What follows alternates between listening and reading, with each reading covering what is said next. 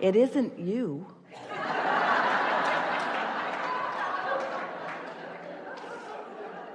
It's a trajectory, but this is the biggest misunderstanding of humans. Humans think that they're here to prove worthiness to something, and then they reemerge into non-physical, which is finished.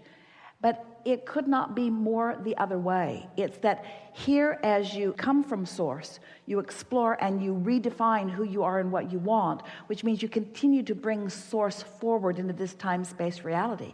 And everything that we've been talking about all day here today and every day that we ever visit with any of you is to help you to realize that we are all in this together.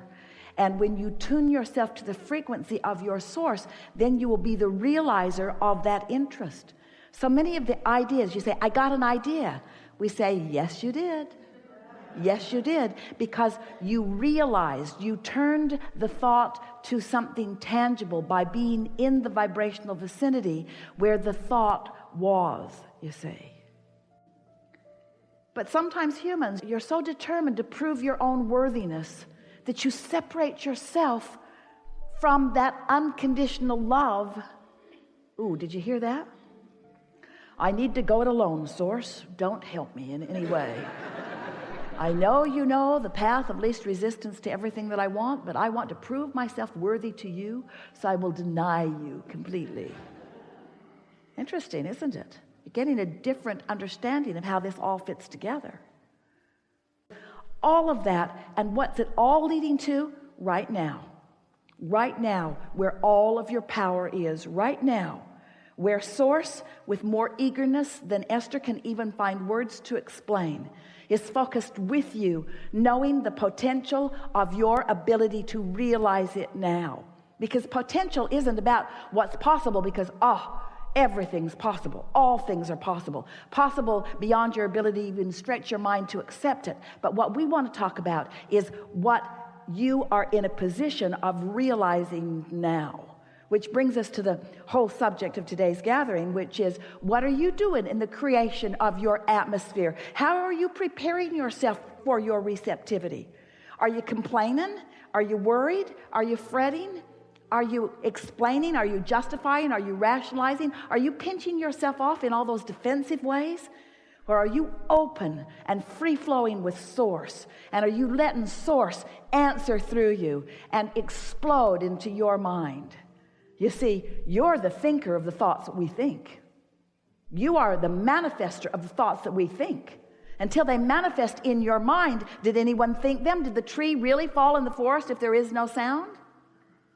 In other words, if there is not someone to perceive it, then did it happen?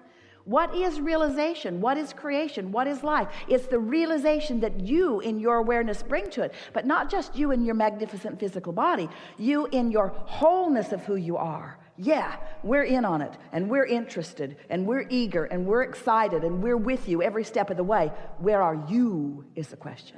You're always going where you're going, and you're never off your path. You're never off your path. You're just sometimes looking at conditions that are making you not appreciate your path, but you're never off your path.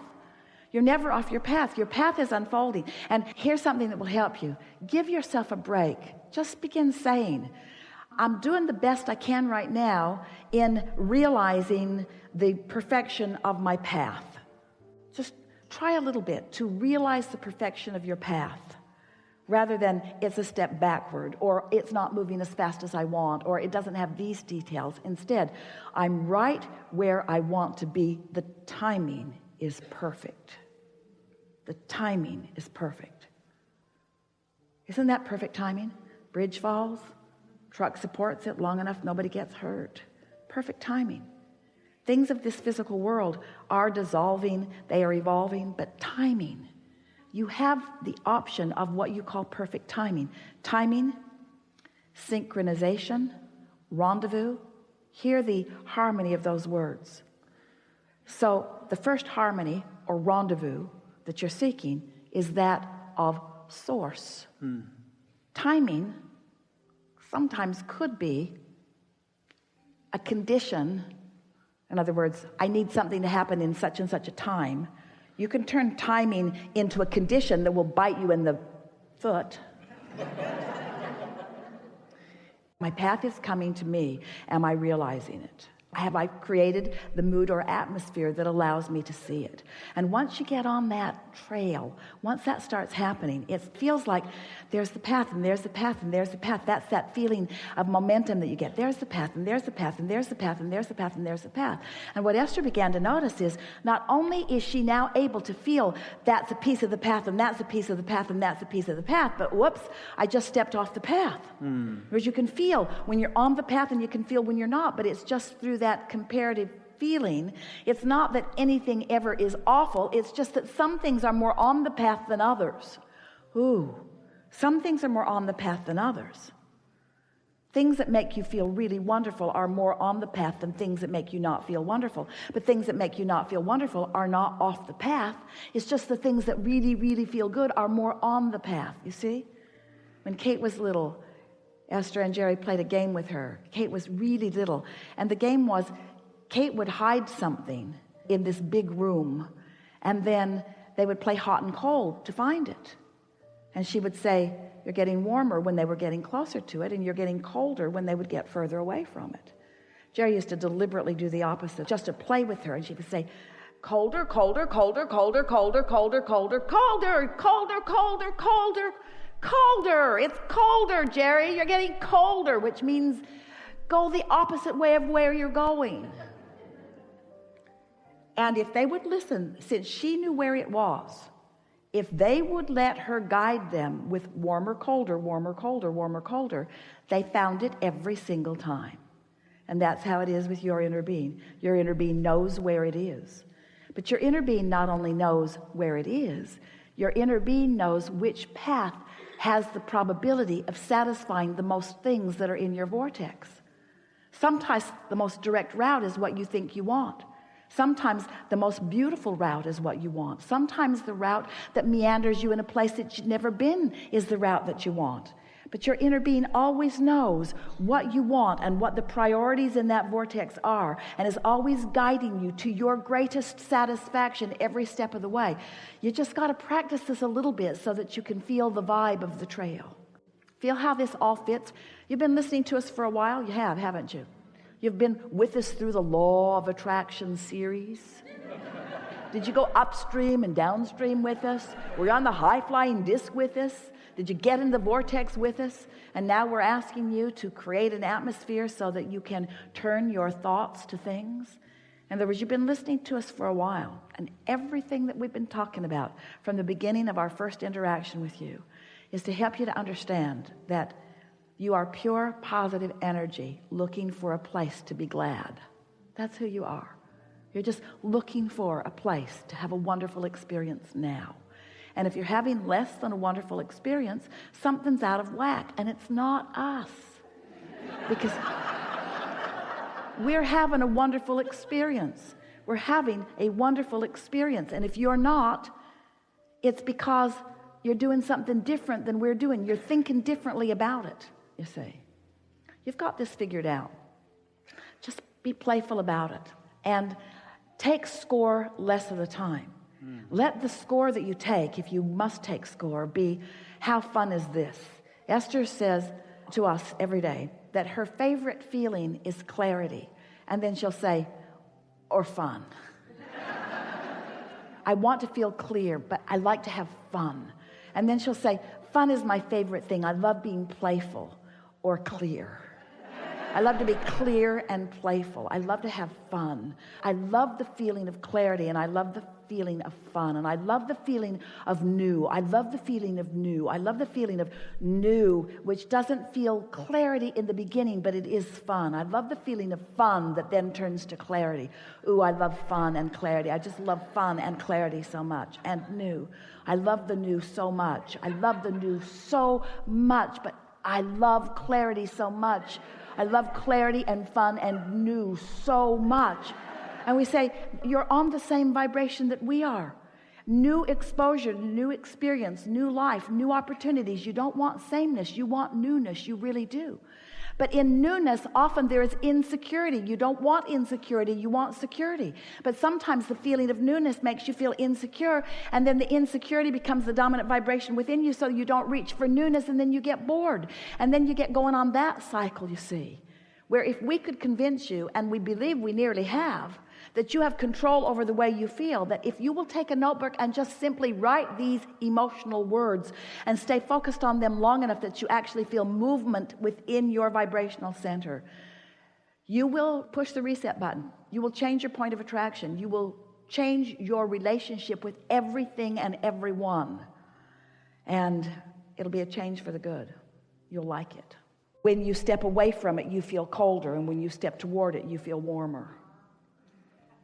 By not moving around. When Jerry and Esther first met us, there was a couple that knew about Abraham, the only people that Esther allowed Jerry to tell about her weirdness.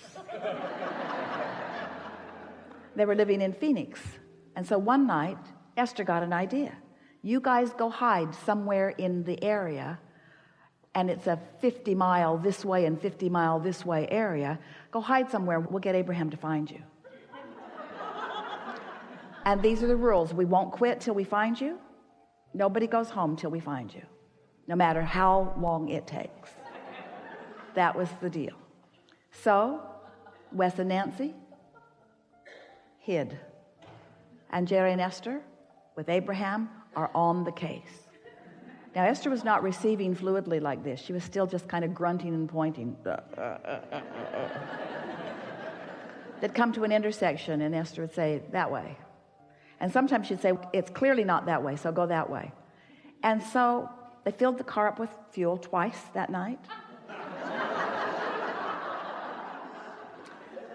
Ate many Snicker bars. And finally found them. And by the time they found them, Esther was so mad at us and at the whole game. She said, we are never, ever, ever, ever, ever going to play this game again. And then Esther said, first, we went to the dumpster behind Mountain Shadows Hotel. And they said, yeah, we were there. And then they said, and then we went over behind the Regency Hotel on Scottsdale Boulevard. Yeah, we were there. And then we went over to Benihana's over on Scottsdale Boulevard. Yeah, we were there. Our inner being told us to move.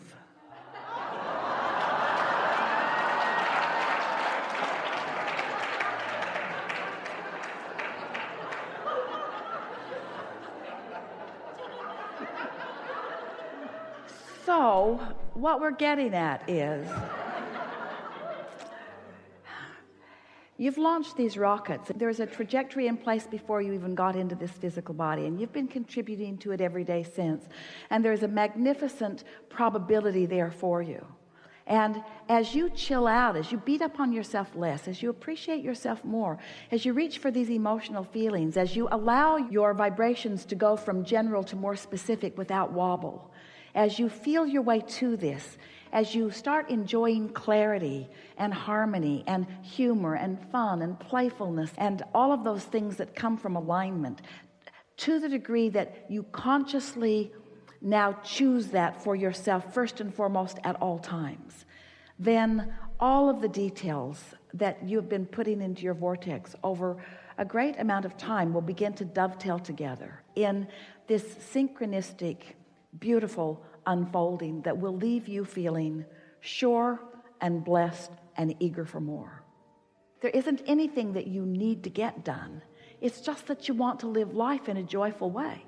And when time is passing and you're not joyful, then something's really out of whack with that, because there's no place that you're going to get to that's going to be any better. You cannot follow an unpleasant path and end up at a destination where you want to be.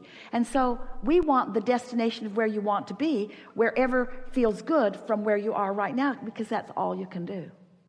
We've enjoyed this interaction more than words can explain.